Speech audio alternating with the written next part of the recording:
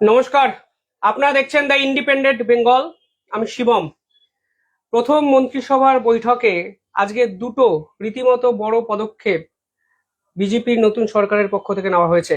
প্রথমত, চাকরি প্রার্থীদের বয়সের ঊর্ধ্বসীমা বাড়িয়ে দেওয়া হয়েছে 5 বছর, এবং এই ক্যাবিনেটের বৈঠকের আগে এসএসসি প্রায় 22 লক্ষ ওএমআর শিটের যে সম্পূর্ণ তথ্য তা কিন্তু ওয়েবসাইটে প্রকাশ করে দিল।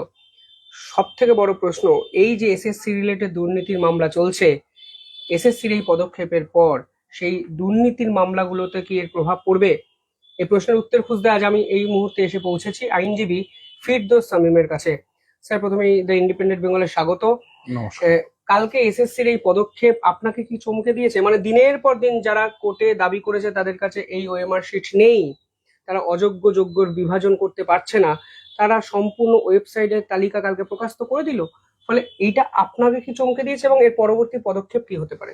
না, একদমই চমকে দেয়নি। রাদার মানে এর আগের সরকার যখন প্রকাশ করতো না তখন আমাকে প্রতিদিন চমকে দিত। তার কারণ কি? তার কারণ দেখুন, আমি কতগুলো তথ্য দিই আপনাদের। যদিও এর আগে আমি দিয়েছি এই তথ্যগুলো, অনেক আবার স্মরণ করিয়ে দিতে চাইছি। সিদ্ধার্থ মজুমদার তিনি সুপ্রিম কোর্টের সামনে তিনি নিজে এফিডেভিট করে কি বলেছিলেন, যে এই যে অরিজিনাল ওএমআর শিট গুলো ডিস্ট্রয় করার পূর্বে তার স্ক্যান কপি রেখে দেওয়া হয়েছিল। দেখছেন আপনি, আমি একটি এভিডেভিডের একটি প্যারাগ্রাফের শেষ লাইনটি পড়ছি। The same was to be destroyed after scanning in digital form and creating mirror image. এই যেটাই মিরর ইমেজ বলেন, এই যে মিরর ইমেজটা এসএসসির দপ্তরে, আমি গোটা এভিডেভিডটা পড়ছি না সময়ের স্বল্পতার জন্য, এসএসসির দপ্তরে এই অরিজিনাল ওএমআর শিট গুলো স্ক্যান করা হয়েছিল এবং তার মিরর ইমেজ গুলো রাখা হয়েছিল। এবং এটা যে রাখা হয়েছিল এটা প্রমাণ করার জন্য আমরা কি করেছিলাম, কিন্তু এসে আদালতে এসে বলতো ওদের কাছে কোনো ইমেজ নেই। এটা বারবার এসে বলতো, বারবার আদালত জিজ্ঞাসা করতো যে তোমার কাছে অরিজিনাল কোনো ওএমআর শিট আছে, কোনো অরিজিনাল ওএমআর শিট বা তার স্ক্যান ইমেজ? বলতো না, নেই। আমরা এই এই চালাকিটা ধরার জন্য বেসিক্যালি এই যে নাসরিন খাতুন, সেতাব, এদের দিয়ে সব এভিডেভিট, সব আরটিআই অ্যাপ্লিকেশন করিয়েছিলাম। সেই আরটিআই অ্যাপ্লিকেশনের জবাবে 2023 সালে 12/10/2023 নাসরিনকে জবাবে বলছে, with reference to appeal petition dated nil received on such and such date in respect of first SRST 2016 for classes 9-10 under RTI Act 2005 as per data stored in commission database, I am to supply the following information as shot by you বলে এই OMR শিটের copy, এই দেখুন 12/10/2023 এই জবাব, RTI এর জবাব, আর তার এই কপি মিরর ইমেজ, তার জাস্ট নেক্সট পেজে এই দেখুন এই আরটিআই রিপ্লাই, আর এই দেখুন তার কপি নাসরিনকে দিয়েছিল, একইভাবে সেতাবকে দিয়েছিল। তাহলে 12/10/2023 তুমি আরটিআই রিপ্লাই করে বলছো কমিশনের ডাটাবেস থেকে তোমাকে এই মিরর ইমেজ দিচ্ছি, অথচ কোর্টে এসে বলতো যে না, আমাদের কোনো ইমেজ নেই। আমরা এই সমস্ত তথ্য আদালতের সামনে তুলে ধরেছিল। আদালত তখন তখন কোর্টে এসে ওরা আবার এটার সাপেক্ষে যুক্তি দিল, বললো না, সিবিআই যে 3টে হার্ড ডিস্ক উদ্ধার করেছে পঙ্কজ বংশলের বাড়ি থেকে, সেখান থেকে যে ডাটাগুলো পেয়েছিলাম সেই ডাটাগুলোই আমরা সাপ্লাই করেছিলাম এই নাসরিনকে, সেতাবকে। আমরা বারবার বলেছি যে ওটাই অরিজিনাল ওএমআর শিট। নাসরিন বলেছে, সেতাব বলেছে, আমরা যারা মামলাকারী তারা প্রত্যেকেই বলেছি। কিন্তু সেই সময় দাঁড়িয়ে না এসএসসির পক্ষ থেকে দায়িত্ব নেওয়া হয়েছে, না রাজ্য সরকারের পক্ষ থেকে দায়িত্ব নেওয়া হয়েছে। ইভেন আমি বলতে বাধ্য হচ্ছি, ইভেন যারা এই যে ধরুন নিজেদের আনটেন্টেড বলছেন বা নট স্পেসিফিক্যালি টেন্টেড বলছেন, তারাও উদ্দাক্ত কণ্ঠে এসে বলেননি যে ওই ওএমআর শিটটি আমার। আর তখন ওইসব তো সরকার, এসএসসি, টেন্টেড আনটেন্টেড সব মিলে জুড়ে গেছিল, সব জগা খিচুড়ি হয়ে গেছিল। জগা খিচুড়ি হয়ে যাওয়ার জন্য যেই টেন্টেডদের উকিল সেই দেখছে এসএসসির উকিল, সব জগা খিচুড়ি হয়ে গেল। দিয়ে ওর যে ওএমআর শিটটা, ওটা মিরর ইমেজ, ওটা যে অরিজিনাল, এটা কেউ স্বীকার করলো না। আজকে সব সাধু সাজছে, আজকে সব যেই তৃণমূল সরকার চলে গেছে সব সাধু হয়ে গেছে। অথচ দেখবেন আগে কেউ টেন্টেড এর হয়ে দাঁড়িয়েছে যে উকিল, সেই আবার এসএসসির হয়ে দাঁড়িয়েছে, যে সব জগা খিচুড়ি পাকিয়ে দিয়েছে। আজকে কোথা থেকে ওএমআর শিট আসছে, আজকে কোথা থেকে আপলোড হচ্ছে, এবং আমি একদম অবাক হয়নি। তার কারণ আজকে গত 8 তারিখের নোটিফিকেশন, আজকে শেতাবুদ্দিনের কন্টেম্প ম্যাটার সুপ্রিম কোর্টের সামনে পেন্ডিং ছিল। এর আগের দিন সুপ্রিম কোর্টের সামনে তারা বলে এসেছিল যে হ্যাঁ আমরা ওএমআর শিট গুলো আপলোড করে দেব। সে আপলোড করে দেব যে কথা, তার প্রেক্ষিতে আজকে এই যে আপলোড হয়েছে, এখনো গ্রুপ সি গ্রুপ ডিটা হয়নি। আমি আশা করি নতুন সরকার তারা এই সম্পূর্ণ তথ্য, গ্রুপ সি গ্রুপ ডি নবম দশম একাদশ সম্পূর্ণ তথ্য আপলোড করে দেবেন। এটা হলে কি হবে দেখুন, এইটা কেন দিয়েছিল, এটা নির্দেশ দিয়েছিল মহামান্য বিচারপতি দেবাংশু বসাকের ডিভিশন বেঞ্চ। কেন বলেছিল মহামান্য বিচারপতি দেবাংশু বসাক এবং মহামান্য বিচারপতি সাব্বার রাজদির বেঞ্চ বলে দিয়েছিল ফর পাবলিক ভিউইং, 363 নম্বর প্যারাগ্রাফের সাবপ্যারা 3 এত স্পেসিফিকলি বলা আছে যে ফর পাবলিক ভিউইং আপনাকে এই সমস্ত ডাটাগুলো সব আপনাকে আপলোড করে দিতে হবে। না হলে যেটা হবে সেটা হচ্ছে লোকে জানতেই পারবে না যে বেসিক্যালি কি হয়েছিল, কত কি পরিমাণ দুর্নীতি হয়েছিল। আমি জাস্ট আপনাদের সুবিধার জন্য আমি সেই 363 নম্বর প্যারাগ্রাফের সেই অংশটি, যে অংশে বলা আছে এই সাবপ্যারা 3 363 সাবপ্যারা 3 OMR sheets available in the 3 hard disks if not already done or such portion not done must be uploaded in the website of SSC forthwith and made available to the public for viewing। একদম নির্দিষ্ট নির্দেশ 363 নম্বর প্যারাগ্রাফে সাবপ্যারা 3 তে। ফলে সেই নির্দেশের সাপেক্ষে এই upload হচ্ছে এবং সেই নির্দেশটি কলকাতা হাইকোর্টের সেই নির্দেশটি সুপ্রিম কোর্টে আপিল হয়। সেই নির্দেশের না মানার জন্য এর আগের সরকার, তৃণমূল কংগ্রেস পরিচালিত সরকার, তারা মানেননি। আমরা আদালতে কন্টেম্প করি, সেই কন্টেম্পের সাপেক্ষে এই আপলোড হয়েছে। কিন্তু তবুও এখনো পর্যন্ত যেটা টেকনিক্যাল ত্রুটি রয়ে গেছে সেটা হচ্ছে এখনো পর্যন্ত পাবলিক ভিউইং হচ্ছে না। নিজেরটা নিজে দেখতে পাচ্ছেন এবং সেটা ডাউনলোডও করতে পারছেন। এইটাকে পাবলিক ভিউইং করতে হবে। তার কারণ তাহলে বুঝতে পারবেন যে কি পরিমাণ দুর্নীতি হয়েছে, কিভাবে সাদা খাতা জমা দিয়ে মমতা বন্দ্যোপাধ্যায়ের আমলে, তৃণমূল কংগ্রেসের আমলে লোকে চাকরি পেয়েছে এবং সেই চাকরিগুলো বাঁচানোর জন্য, বেসিক্যালি সেই সাদা খাতা শিক্ষকদের বাঁচানোর জন্য কিভাবে মমতা বন্দ্যোপাধ্যায়রা এবং তৃণমূল কংগ্রেস সকলকে জলাঞ্জলি দিয়েছেন। শুধুমাত্র যাদের কাছ থেকে টাকা নিয়েছিলেন তাদেরকে বাঁচানোর জন্য এবং নিজেদের পিঠ বাঁচানোর জন্য, যারা ইভেন টেন্টেড নয় তাদেরকেও জলাঞ্জলি দিয়েছেন এবং তাদেরকে ভুল বুঝিয়েছিলেন। আজকে তো তারা নিজেরা বুঝতে পারছে যে আমাদেরকে ভুল বোঝানো হয়েছিল। তাদের তো কোনো দরকার ছিল না ওই 26,000 প্যানেলের যারা টেন্টেড নয় তাদের কি দরকার ছিল ওই টেন্টেডদের সাথে মানে মিশে যাওয়ার, কোনো দরকার ছিল না। তখন মমতা বন্দ্যোপাধ্যায় সুরে সুর মিলাতে গিয়েই তো মুশকিল করেছেন। তখন ভাবলেন ওদিকে মানে ওই না যেমন তেন প্রকারে সবটাই সবাই বেঁচে যাবে, সবটাই পিটপিটটা বেঁচে যাবে না, আমরা যদি স্বীকার না করি ওই ওএমআর শিটটা আমার, তাহলে বোধ হয় ওই টেন্টেড ক্যান্ডিডেট গুলোর মানে বন্ধুগুলো নাইয়া পার লেগে যাবে। নাইয়া পার লাগেনি, তাদের নাইয়া পার করতে গিয়ে নিজের নাইয়াটা ডুবিয়ে দিয়েছেন। বারবার আদালত জানতে চেয়েছে, আদালতে এসে উদ্যাক্ত কণ্ঠে কেউ বলেননি, তখন সব সব একে অপরের সঙ্গে মিলেমিশে গেছিলেন। যে টেন্টেডদের উকিল সেই দেখা যাচ্ছে আনটেন্টেডদের উকিল, সেই পরবর্তীতে দেখা যাচ্ছে এসএসসি। কি হয়েছে কেউ জানে না, সব মিলে গুলে গেল।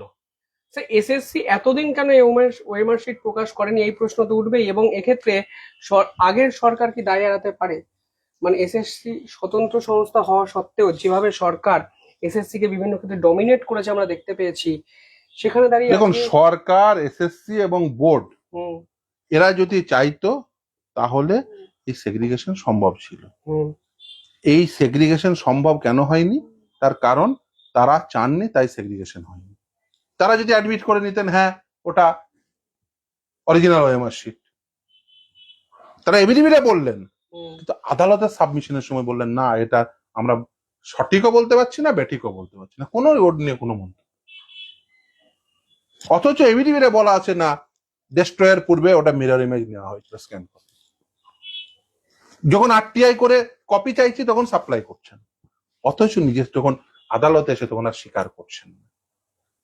ফলে এই যে দ্বিচারিতা, সরকার এসএসসি বোর্ডের দ্বিচারিতার জন্য, এবং এর আগের সরকার যেহেতু তাদের সব ঘনিষ্ঠ জনেরা এই দুর্নীতিগুলো করেছিল, তারা এই দ্বিচারিতাটা করেছিলেন, ভেবেছিলেন এই দ্বিচারিতা করে এই টেন্টেড ক্যান্ডিডেট গুলোর পিঠ বাঁচিয়ে দেওয়া যাবে এবং তারা বেসিক্যালি ছাড় পেয়ে যাবে এবং তাদের চাকরিগুলো বেঁচে যাবে, তাহলে টাকা ফেরতটা লাগবে না। দেখুন, আদালতের নির্দেশ, সরকার একটা কন্টিনিউয়াস প্রসেস, তাতে তৃণমূল কংগ্রেস পরিচালিত সরকারই হোক, বিজেপি পরিচালিত সরকারই হোক, কংগ্রেস পরিচালিত সরকারই হোক বা সিপিএম পরিচালিত সরকারই হোক, সরকার একটা কন্টিনিউয়াস প্রসেস। আদালতের যে রায়, সেই রায় তো থাকবেই, ফলে আদালতের রায় মানতে হবে। তবে সরকারের কাছে আমার কতগুলো আবেদন থাকবে, যেটা আজকে তার মধ্যে একটা আবেদনে আমি এর আগেও বলেছিলাম যে বয়সের ছাড় দেওয়া। আজকে প্রথম ক্যাবিনেট বৈঠকে বয়সের ছাড় দিয়েছেন 5 বছর, আমি স্বাগত জানাই, অভিনন্দন জানাই। সঙ্গে আমি বলেছি যে এই বিগত 15 বছরে শুধুমাত্র এসএসসি আর প্রাইমারিতে দুর্নীতি হয়েছে তা তো না, এই দুর্নীতি সব জায়গায় হয়েছে। এবং আপনি মমতা বন্দ্যোপাধ্যায় নিজে স্বীকার করেছেন দুর্নীতি হয়েছে। আপনার মনে থাকবে রাজীব বন্দ্যোপাধ্যায় তিনি যখন তৃণমূল কংগ্রেস ছেড়ে বিজেপিতে গেছিলেন, উনি বলেছিলেন বনসহায়ক নিয়োগে দুর্নীতি হয়েছে। আবার সেই রাজীব বন্দ্যোপাধ্যায় যখন ফিরে এসেছিলেন, তারপরে তিনি আর দুর্নীতি তদন্ত করেন। তাহলে একটা সরকারের মাথা যদি মনে করেন যে এখানে দুর্নীতি হয়েছে, তাহলে কি করা উচিত? দুর্নীতি তদন্ত করা উচিত। আমি নতুন সরকারকে আহ্বান করব, দেখুন অনেক বিচারপতি রয়েছেন যারা রিটায়ার্ড করেছেন, যারা এই সংক্রান্ত মামলা সম্পর্কে সম্যক জ্ঞান রাখেন, এই সংক্রান্ত বিষয়ে সম্যক জ্ঞান রাখেন, তাদেরকে দিয়ে এনকোয়ারি কমিশন বসান প্রতিটি নিয়োগে, সে মনসহায়কই হোক, সে ডাব্লিউবিপি হোক, প্রতিটি নিয়োগে, ডাব্লিউবিসিএসই হোক, প্রতিটি নিয়োগে বসান। আমি দৃঢ়ভাবে বিশ্বাস করি সেটা যদি হয়, অনেক অযোগ্য বেরোবে, অনেক বেরোবে। এবং যারা যোগ্য, এতদিন ডিপ্রাইভড হয়েছে, তাদেরকে কম্পেনসেট করুন, প্রত্যেককে তাদেরকে চাকরি দিন, তাদেরকে এতদিনের বেতন কিভাবে করা যায়, হয়তো একসঙ্গে অনেকটা হয়ে যাবে, কিন্তু তাদের কম্পেনসেট করার জন্য উপযুক্ত কি করা যায় সেটা নিয়ে ভাবনা চিন্তা করুন। দরকার হলে এক্সপার্ট ওপিনিয়ন নিন, আমি প্রস্তুত যে এক্সপার্ট ওপিনিয়নে নিশ্চিত হয়, যারা ধরুন এই যে বললাম প্রাক্তন বিচারপতিরা, তাদেরকে দিয়ে কমিশন বসিয়ে দিন না, ইনকোয়ারি কমিশন। সেখানে প্রশ্ন একজন লিখছেন যে এই মুহূর্তে সরকার চাইলে কি 2016 যে চাকরি বাতিল হয়েছে তাদের কি যোগ্যতে বেঁচে কি ফেরানো সম্ভব এই মুহূর্তে? দেখুন, সেটা সরকার কি করবেন এইটা নিয়ে তো আমি বলতে পারি না, আমি পিটিশনার পক্ষের আইনজীবী। আমি সবসময় চেয়েছিলাম, আজকে তো আমাদের চাওয়াতেই তো এই ওএমআর শিট প্রকাশ হয়েছিল। এই নির্দেশ আমরা তো সেই জন্য আরটিআই করে আমরা প্রমাণ করতে প্রাণপণ করে প্রমাণ করার চেষ্টা করেছি, দেখো এটা অরিজিনাল ওএমআর শিট। তখন কেউ মানেনি, তখন মানে পারলে মানে আমাদের উপরে সে যত রকম ভাবে করা যায়, অ্যাটাক করা যায়, সেই দিন যদি মেনে নিতেন ওটা অরিজিনাল ওএমআর শিট, আজকে যারা নিজেদের আনটেন্টেড বলছেন, নট স্পেসিফিকলি টেন্টেড বলছেন, সকলের পিঠ বেঁচে যেত। আপনারা কেউ মানেননি। আজকে বুঝতে পারছেন যে মমতা বন্দ্যোপাধ্যায়ের ওই মঞ্চে যাওয়া আপনাদের কি ভুল হয়েছিল।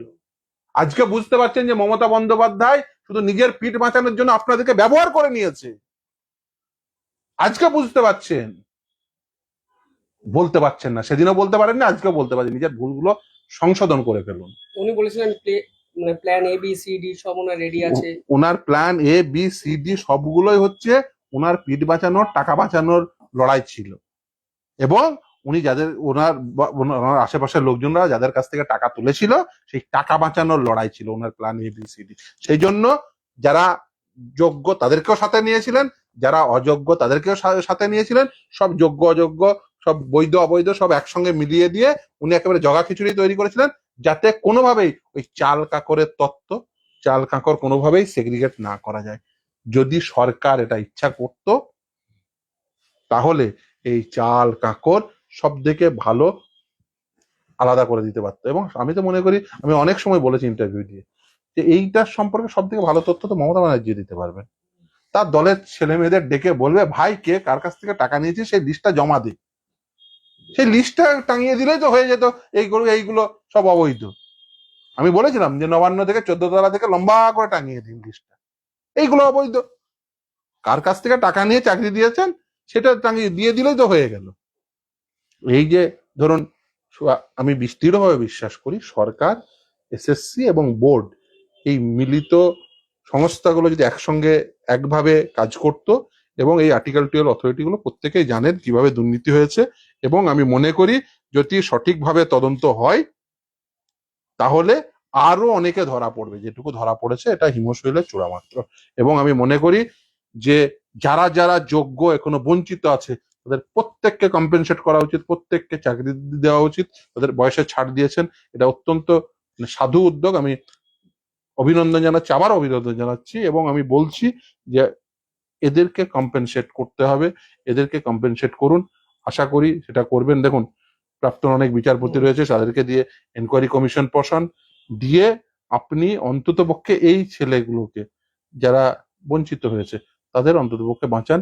আর এই যদি বলেন 2016 অলরেডি সেটাকে সাপেক্ষে আবার 2025-এ সে আর এক জগা খিচুড়ি স্যার করে। এখানে এই প্রশ্নটাই আসছে যে 2025-এর এসএলএসটি নিয়ে কি হবে, এবং মামলা 10 পেন্ডিং, স্যার 10 নম্বর বাতিল হবে কি হবে না, এই একটা সেটা প্রশ্ন সেটা আসছে। মামলা পেন্ডিং। দেখুন, সেটা নিয়ে যেহেতু মামলা পেন্ডিং, একটিও মন্তব্য করব না, কিন্তু যেহেতু মামলাকারী পক্ষের আইনজীবী হিসেবে, কিন্তু যেটা হয়েছিল সেটা অন্যায়, যেটা হয়েছিল সেটা অন্যায়, যেটা মমতা বন্দ্যোপাধ্যায় ওই দুর্নীতি ঢাকতে আরেকটি মানে দুর্নীতিগ্রস্ত পদক্ষেপ গ্রহণ করেছিলেন। আপনি যদি 2016টা বাতিল হয়ে যাওয়ার পরে 2016-দের পার্টিসিপেটেড ক্যান্ডিডেটদের মধ্যে থেকে যদি সেই কম্পিটিশনটা রেস্ট্রিক্টেড রাখতেন, কি অসুবিধা হতো? সেম রুলে কেউ চায়নি, কিন্তু উনি মাথা খাটিয়ে কি করে এই প্রথমে তো সব টেন্টেড বসানোর ধান্দা করেছিল, আমরা মামলা করে সেটা আটকালাম। গ্রুপ সি ডি টেন্টেডদের টাকা দেওয়ার বন্দোবস্ত করেছিল, মানে বেসিক্যালি যাদের কাছ থেকে টাকা নিয়েছিল তাদেরকে জনগণের করের টাকায় কি করে তাদেরকে মাইনে দেবে, কি করে তাদেরকে ভাতা দেবে, এই উদ্যোগ ছিল মমতা বন্দ্যোপাধ্যায়। কিন্তু গরিব বাড়ির ছেলেটি কোন যোগ্য শিক্ষকের কাছ থেকে পড়তে পারবে, কোন বৈধ শিক্ষকের কাছ থেকে পাঠ নিতে পারবে, সেই উদ্যোগ মমতা বন্দ্যোপাধ্যায়ের কখনোই ছিল না, বা তার সরকারের কখনো ছিল না। তারা শিক্ষাকে যে অবস্থায় দাঁড় করিয়েছেন, নতুন সরকারের কাছে আহ্বান করব যে শিক্ষা ব্যবস্থা খাদের কিনারায় কেন, খাদে পড়ে আছে, ওখান থেকে তুলুন। গ্রামের স্কুলগুলো গিয়ে দেখুন কি অবস্থা হয়ে আছে। বেশিরভাগ স্কুলে শিক্ষক নেই, আর শিক্ষক থাকলেও কি অবস্থা আপনি গিয়ে দেখে আসুন। যেগুলো শূন্য পদ রয়েছে, প্রচুর শূন্য পদ রয়েছে, সে ওয়েস্ট বেঙ্গল পুলিশই হোক, সে প্রাথমিক স্কুল হোক, upper primary, primary, secondary, higher secondary, group C, group D, পিএসসির মাধ্যমে নিয়োগ, ডাব্লিউবিসিএস হিসেবে অনেক ডাব্লিউবিসিএস অফিসারের পদ আছে, সেগুলোকে পূর্ণ করুন। এবং আমি বিশ্বাস করি যে ছেলেমেয়েরা পশ্চিমবঙ্গে সব থেকে উত্তম মেধাবী ছেলেমেয়েরা রয়েছে, তারা যদি আসে আবার শিক্ষা ব্যবস্থা আবার পুরাতন ফর্মে ফিরবে, এবং এই সরকারি শিক্ষা ব্যবস্থা এবং সরকারি স্বাস্থ্য ব্যবস্থাকে আমাদের বাঁচাতেই হবে। সেটা যদি না করা যায়, প্রান্তিক মানুষ তারা কিন্তু দুর্দশায় পড়ে আছেন, তাদেরকে সেই দুর্দশাগ্রস্ত অবস্থা থেকে রক্ষা করতে হবে। সেটা শেষ একটা প্রশ্ন গণেশ মল্লিক করেছেন, 31 আগস্টের মধ্যে নিয়োগ সম্পূর্ণ না হলে যারা কন্টিনিউ করছে তাদের কি হবে, সেটাও তো এখন একটা বড় প্রশ্ন। দেখুন, সেটা আদালতের সামনে বললে আদালত সাধারণভাবে এক্সটেন্ড করে দেয়, সেটা নিয়ে আমি ফার্দার মন্তব্য করবো না, যেহেতু আপনারা ডেডলাইন জানেন। ফলে এটা এর আগেও দেখবেন এক্সটেন্ড করেছিল। আশা করব এই যা হয়েছে সেটা তো আর আপনি উল্টিয়ে দিতে পারবেন না। ভবিষ্যৎ যেন বেটার হয়, এবং ভবিষ্যতে যেন নিশ্চিতভাবেই যা যা দুর্নীতি হয়েছে সেগুলো প্রয়োজন হলে ইনকোয়ারি কমিশন করে বা অন্য কোনো উপায়ে যারা অযোগ্য আছে, সেটা নিয়ে কোনো মন্তব্য করছি না, কিন্তু যারা বঞ্চিত, যোগ্য, বৈধ, যারা বঞ্চিত হয়েছেন তাদের প্রত্যেককে পারলে কম্পেনসেট করুন। কারণ হচ্ছে এই ছেলেমেয়েরাই তো এবং পশ্চিমবঙ্গের এই মমতা বন্দ্যোপাধ্যায় যে সময় মুখ্যমন্ত্রী হলো, তার মুখ্যমন্ত্রিত্ব পাওয়ার জন্য তিনি পশ্চিমবঙ্গের যুবক যুবতীদের ভবিষ্যৎটাকে জলাঞ্জলি দিয়েছেন। এবং এই সময়কালে যারা ধরুন, কারণ সরকারি চাকরিতে তো একটা বয়সসীমা থাকে, সেই বয়সসীমা জনিত কারণে তারা কিন্তু সব তাদের এজ লিমিট পেরিয়ে গেল। 5 বছরের ছাড় দিয়েছেন, কিন্তু 15 বছর তো বেসিক্যালি একেবারে তাদের অবস্থা খারাপ হলো। আর সব থেকে বড় কথা, আশা করব পরের ক্যাবিনেটে ডিএ নিয়ে নিশ্চিতভাবেই যে নির্দেশ সুপ্রিম কোর্ট দিয়েছে, আগামী বোধহয় সোমবারে পরবর্তী বৈঠক হবে, আশা করব যে সেখানে কর্মচারীরা তাদের পক্ষে নিশ্চিতভাবে বার্তা আসবে। কারণ আমরা 7 বার জিতেছি, দিয়ে এআইসিপিআই অনুযায়ী দিতে হবে। মমতা বন্দ্যোপাধ্যায় আমরা কন্টেম করেছি, মমতা বন্দ্যোপাধ্যায়ের সরকার যখন বাধ্য হলেন, তাও পূর্ণাঙ্গ যে ডিএ বা ডিয়ারনেস অ্যালায়েন্স বা ডিয়ারনেস রিলিফ, কারণ পেনশনভোগীরা ডিয়ারনেস রিলিফ পান, সেটা এআইসিপিআই অনুযায়ী ক্যালকুলেশন করে দেওয়া হয়নি, অনেক কম দেওয়া হয়েছে। আমরা হিন্দু মালতা কমিটির সামনে আমাদের যে হিসাব 3টে অর্গানাইজেশনকে ডেকেছিল, হুম। আমি নিজে গিয়ে সেখানে প্লেস করেছি যে কিভাবে এআইসিপিআই অনুযায়ী ক্যালকুলেশন হবে এবং কিভাবে আমাদের মিটিয়ে দিতে হবে। সেটা আশা করি এই নতুন সরকার সেটা লাগু করবেন, এই প্রত্যাশা রইল, এবং নতুন সরকারকে অভিনন্দন রইল। কারণ যিনি নতুন সরকারের মুখ্যমন্ত্রী হয়েছেন শুভেন্দু অধিকারী মহাশয়, তিনি নিজে এই সমস্ত আন্দোলনকারীদের সঙ্গে, এই সমস্ত মামলাকারীদের সঙ্গে বিভিন্ন সময় তিনি ইন্টারাক্ট করেছেন, ফলে আমার ধারণা তিনি এই সম্পর্কে সম্যক ধারণা রয়েছে তার। সেই জন্যই তার প্রথম ক্যাবিনেটে একটা ডিসিশন এসছে, যেটা 5 বছরের বয়স সীমা সেটা বাড়িয়ে দিয়েছেন। এই ডিসিশনটা সত্যি স্বাগত জানানোর মতো। এবং এটা এই যে বেকার ছেলেমেয়েরা, আজকেই আমাকে ইনফ্যাক্ট আপনি যখন এসছেন ওই ওভার এজের যারা ছেলেমেয়েরা তারা বাইরে দাঁড়িয়ে আছে, তারা মানে তারা এখন জানতে এসছেন যে আমরা কি আগের পরীক্ষাগুলোতেও ছাড় পাবো কিনা। তার কারণ ওভার এজ নিয়ে মামলা অলরেডি কলকাতা হাইকোর্টে নির্দেশ দিয়েছিলেন। সেই নির্দেশকে চ্যালেঞ্জ করে আপনি ভাবুন একবার, কলকাতা হাইকোর্ট বলছে না এরা পরীক্ষায় বসতে পারবে। যন্ত্রণা হচ্ছে, একটা ছেলে পরীক্ষায় বসবে, যন্ত্রণা হচ্ছে মমতা ব্যানার্জি। মানে ভাবুন একবার, মানে মমতা ব্যানার্জি ভাবছে আরে এই যদি সরকার ভাবছে আরে এই যদি কম্পিটিটিভ এক্সাম দিয়ে এই যদি বিনা পয়সায় চাকরি পেয়ে যায়, আমার 25 লাখ টাকা মারা যাবে। মানে ভাবুন, কলকাতা হাইকোর্ট নির্দেশ দিচ্ছে, সেই সিঙ্গেল বেঞ্চ সেই নির্দেশকে চ্যালেঞ্জ করে ডিরেক্ট সুপ্রিম কোর্টে চলে গেল, জনগণের করের টাকায় নষ্ট করে। একটা ছেলে সে পরীক্ষায় বসবে, আদালত নির্দেশ দিয়েছে, জনগণের করের টাকা নষ্ট করে চলে গেল সুপ্রিম কোর্ট। এইভাবে মানুষকে যন্ত্রণা দিয়েছে, আজকে থেকে যন্ত্রণার জবাব পেয়েছে। তারা মনে করতো জনগণের টাকা মানে আমি যা ইচ্ছা তাই করতে পারি। আরে ডিএ এআইসিপি অনুযায়ী দিতে হবে, 7বার হেরে বুঝতে হয়, 7বার হেরে বুঝতে হয় না। কিন্তু জনগণের করের টাকা নিয়ে মোচ্ছব করব, যেখানে ইচ্ছা খরচা করব। 7বার এই মামলা লড়তে টাকা খরচা হয়নি, কে দেবে? মমতা বন্দ্যোপাধ্যায় নিজের পকেট থেকে দেবেন? তা তো দেননি। জনগণের করের টাকা নষ্ট করে মোচ্ছব করে আজকে সেই দিয়ে এআইসিপি অনুযায়ী দিতে হচ্ছে। সেটা অসীম দাশগুপ্ত মহাশয়ের কাছে গিয়ে একবার গিয়ে বুঝিয়ে আসলেই হয়ে যেত, যে একটু বুঝিয়ে বলে দেন আমি মমতা বন্দ্যোপাধ্যায়, আমি বুঝতে পারছি না, আমি সরকার চালাই, আমি অযোগ্য। অযোগ্য লোককে সরকারে বসালে যা হয়, মমতা বন্দ্যোপাধ্যায়ের এই 15 বছর সেটা তার প্রমাণ। অবশ্যই, এবং এই যন্ত্রণা থেকে মুক্তি পেতেই রাজ্যের মানুষ পরিবর্তনের পক্ষে ভোট দিয়েছেন। তবে আদতে যোগ্য এবং অযোগ্য মানে চাকরি হারাদের জীবনে কতটা পরিবর্তন আসে সেটা কিন্তু সময় বলবে। দেখতে থাকুন দ্য ইন্ডিপেন্ডেন্ট বেঙ্গল। অসংখ্য ধন্যবাদ স্যার। ধন্যবাদ। আপনাদেরও কমেন্টে জানাবেন যদি আপনাদের আর কোনো প্রশ্ন থাকে। পরবর্তীকালে নিঃসন্দেহে বিদ্যুৎ দাস কাছে আপনাদের সেই প্রশ্ন নিয়ে আসবো। ধন্যবাদ, ভালো থাকবেন।